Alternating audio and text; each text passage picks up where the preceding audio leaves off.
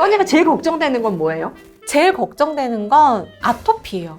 이런 말하면 내가 마음이 무너진다. 대한민국의 엄마들이 아기가 태어나면 아토피지 않을지에 되게 강박적으로 스트레스를 받아 하세요. 그러니까 이거는 완치법이 없다고 하니까 더 네. 걱정이 돼요. 아주 약할 때부터 정말 심각할 때까지 단계별로 약들이 다 나와 있어서 우리의 무기가 되게 많아요. 원인을 정확하게 모르지만 많이 알아요. 피부 장벽에 이상이 있다라는 거. 그다음에 알레르기 반응이 과도하게 일어난다는 거. 그러면 뭔가 솔루션도 많이 나왔겠네요. 많이 있어서 우리가 할 수 있는 것들이 예전보다 훨씬 많기 때문에 절대 두려워하지 않아도 된다는 질환이라는 걸 설명을 하고 싶어요. 그러면 아이가 태어나서 이 아이가 아토피인지 아닌지는 언제부터 알 수 있어요? 보통은 100일 전후로 판단이 나요. 우리나라 말로는 태열이라고 하는, 그게 같은 말이라고 이해하시면 돼요. 태열은 우리가 그냥 아토피다? 통상적으로 태열이라고 하는 게 아토피일 가능성이 더 높은 거예요. 그래서 이게 뭐 한의학 용어기 때문에 딱 완전 100% 매칭이 되는 건 아니지만, 얘가 어렸을 때 태열이 있었어요. 그러면 저희가 자세히 들어보면 아토피 피부염이에요.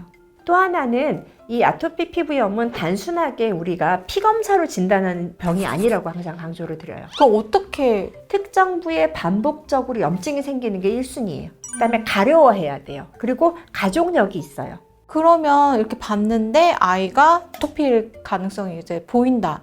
그랬을 때 1차적으로 엄마나 아빠가 해줄 수 있는 건 뭔가요? 병원 가기. 아이가 왔을 때 정말 엄마 아빠가 둘 다 있어서 중증으로 갈 가능성이 있다 그러면 얘는 조금 적극적으로 더 봐야 되는 거고, 아토피라는 거는 100일 때 피크였다가 이렇게 사라지는 애들도 있어요. 돌 지나서 한 80%가 없어지는 경우도 있고, 이렇게 있다가 평생 가는 애들도 있어요. 이 모든 가능성을 우리는 봐야 되는 거예요. 네. 그래서 우선은 데리고 가세요. 그럼 선생님들이 약을 처방을 줄 거예요. 그럼 여러분한테 뭘 줄까요?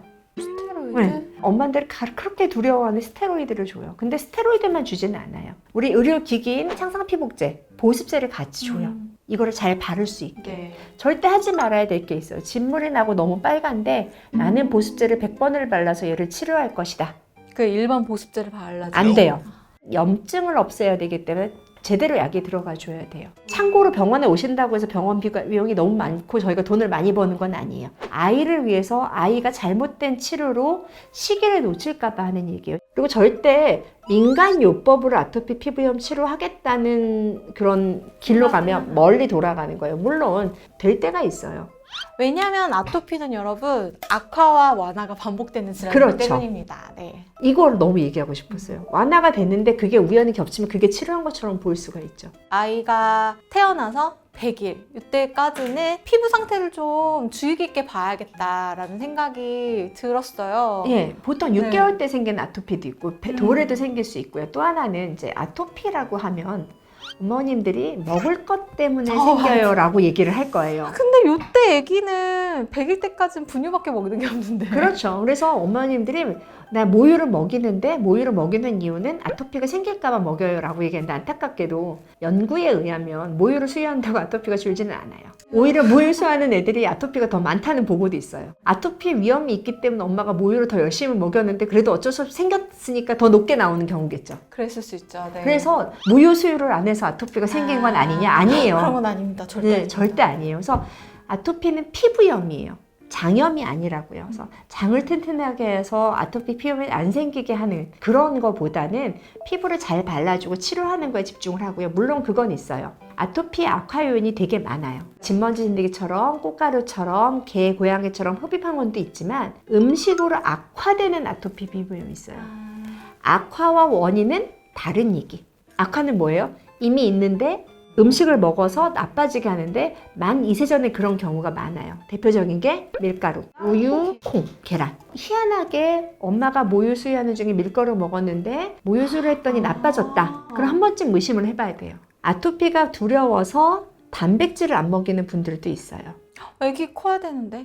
그건 엄마의 방임이라고 봐요.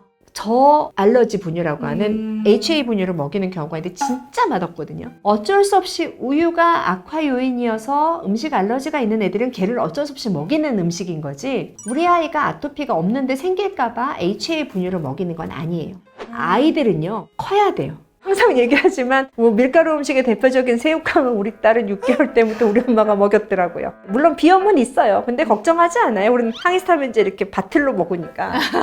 그래서 너무 거기에 대해서 써니는 안 두려워했으면 좋겠어요. 다음에 써니와 같이 지금 곧 아이를 낳으실 분들 저희를 좀 믿어주세요.